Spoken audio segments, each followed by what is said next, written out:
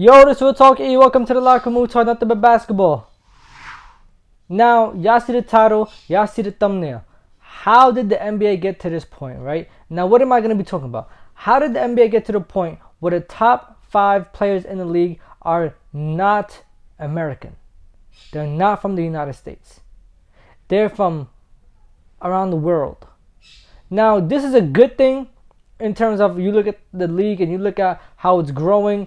But basketball is an American sport. So how did the Americans lose the grip they had on the sport? Let's go ahead and talk about the first player. First of all, none of these guys are in order. But we have Giannis Antetokounmpo, who arguably is the most dominant player in the league right now. I mean, there's no stopping him anywhere you go. And honestly, I wholeheartedly believe if Giannis didn't get injured in Game 1 of the series with Miami, that the Bucks would have won that. Might have been 6, might have been 7, but I strongly believe the Bucks would have won that series. It just makes sense. But because Giannis got injured, they lost. And to say that he's the most dominant player in the league, it's kind of an understatement, bro. Giannis is going to get wherever he wants, bro. Whatever he wants, wherever he wants, whenever he wants. And there's no stopping it. Not a single player can stop it. Sometimes 2 players can't even stop him. I mean, they create a wall to stop him of 3 or more players. And they still sometimes can't do it. And you look at the championship he won in 2021. You can say whatever you want about it, but he was clearly the most dominant player in the league. And he still is. Our next player, again, this is no type of order, is Joel Embiid. If it's not Giannis, it's Joel. Joel Embiid can easily get your whole team in foul trouble. Now, everybody's going to argue, oh, but Joel Embiid never passed the second round. Joel Embiid always struggles in the playoffs. Joel Embiid has had a lot of, different looks in teams and coaches, and he still can't pass the second round. How can he possibly be one of the best players in the league? Look at everything he could do. I'm not saying that he's a shooter, but he could shoot. He's very dominant in the paint.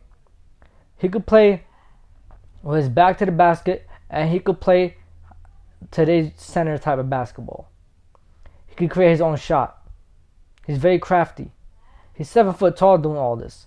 And like I said, put your whole team in foul trouble. How many players are going to do all this and still be dominant? Not too many. And on top of that, he plays defense. Real defense.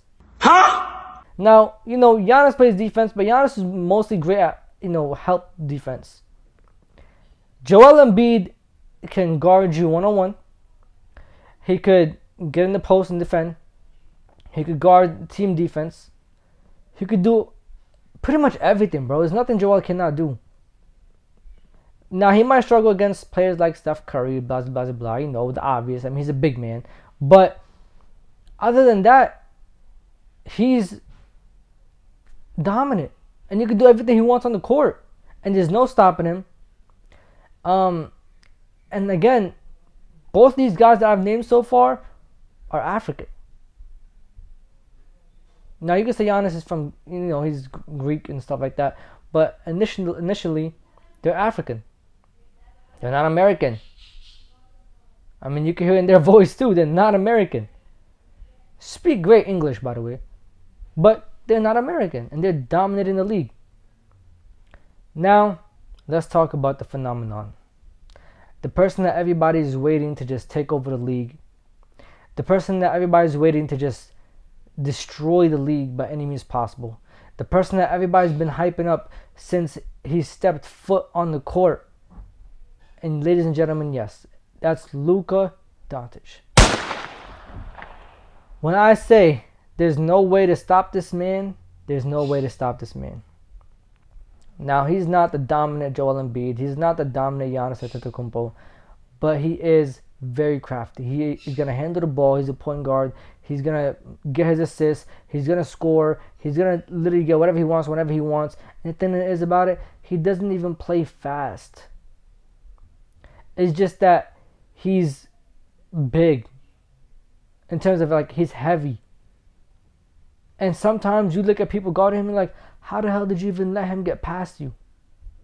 It makes no sense. But he's so skillful that he gets the ball in the basket. But he plays like everything is so calm. Like he understands everything. And if you even look at his stats, like let's just look at his stats. This year alone, he had a 60, 20, and 10 game. They had a comeback to win a game when I think it was like a 10 or 13 point deficit with like 10 seconds left. Like, how can this man not be in contention? He's definitely top 5 right now. And there's no American that's better than him, bro. And again, he's not American. He's European.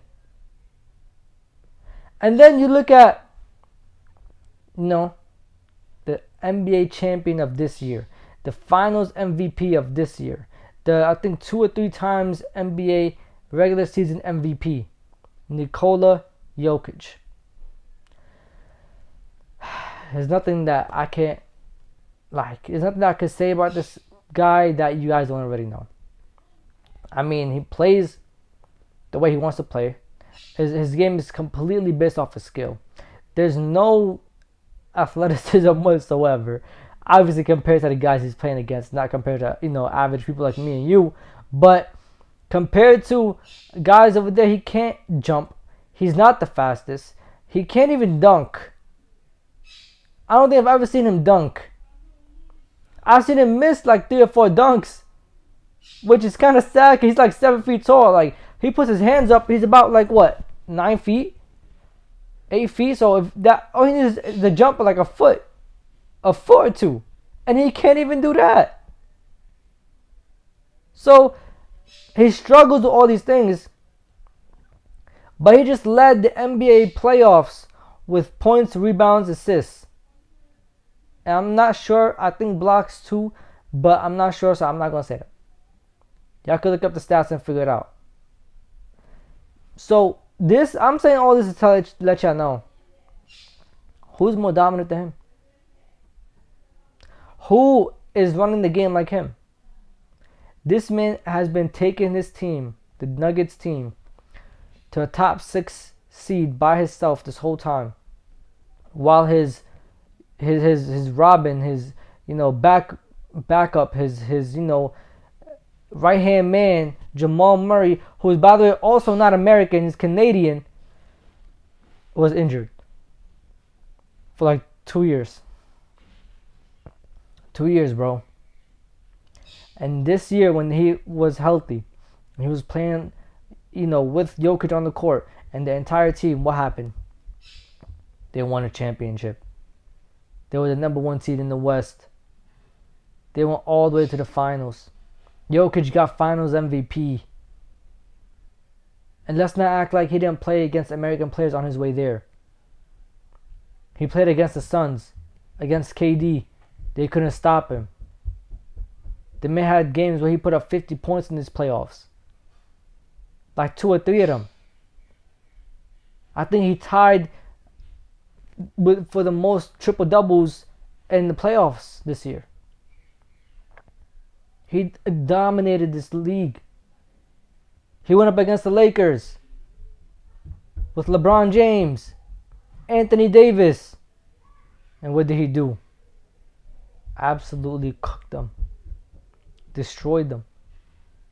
And his point guard, Jamal Murray, who's Canadian, not American, killed them. Destroyed them. Took the heart out of the Lakers. They couldn't do nothing. And the result, we all know what happened. They got swept. You look at the last couple of years, besides the Warriors in 2022, who won the NBA championships? Now, this might be kind of rocky, but you look at 2021, the Giannis led Bucks. You look at 2023, The Jokic-led Nuggets. Now 2020, we all know it was the Lakers. 2019 was the Raptors. The team is not even American. It's Canadian. Do y'all not see the point I'm trying to make? There was a time where Americans ran the league. There was a time where the European guys were looked at as they're soft. They can't play with us. They can't hang with us. And look what happened. They're the ones running the league now. They're the ones going crazy right now. They're the ones winning championships right now. The Americans have to take a step back from their own sport. Now, why is that? The Americans come into the league and they still got to learn how to play. The Europeans and Africans come to the league and they're already professionals. They've been playing professionally since they were like 13, 14, 15 years old overseas. And those guys that they play against aren't bums. We see them in the league right now. They're not bums. So you play professional ball since you were 14, 15, 13 years old, compared to this 20 years old that just got out of college and coming to the league. It's completely different. Now, mind you, yes, there are different rules in the NBA that they have to, get used to and stuff like that. But that's the light work that they got to do. As long as they know how to play basketball, which they do, and they've been doing it for so long, they're dominant. And let's not act like our league, the NBA, is not soft. Overseas, they're way more physical. They let a lot more things slide. Over here, they don't. You got refs complaining about, we can't tell if it's a flop or a foul. What do you mean? This is how bad it's getting.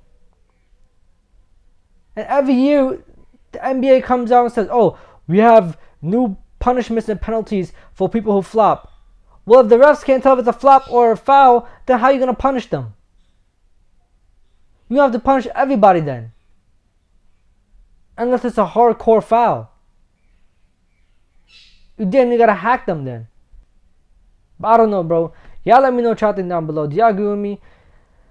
If y'all don't, then I want to hear your argument, okay? But if y'all do, let me know. This is Real Talk with E, and it's time to leave the locker room. I'm going to catch y'all. Safety, my hearts. Irving puts it up. It's good. Kyrie Irving from downtown. The officials have to review it. And the Lakers win the game. Banks it in. He banks in the three. To win it. Good. That's why he's NBA All-Defensive Team. Adebayo, sky high with the block and rejection. This is for the win. Got it. Wow. At 7, working against Butler, got down.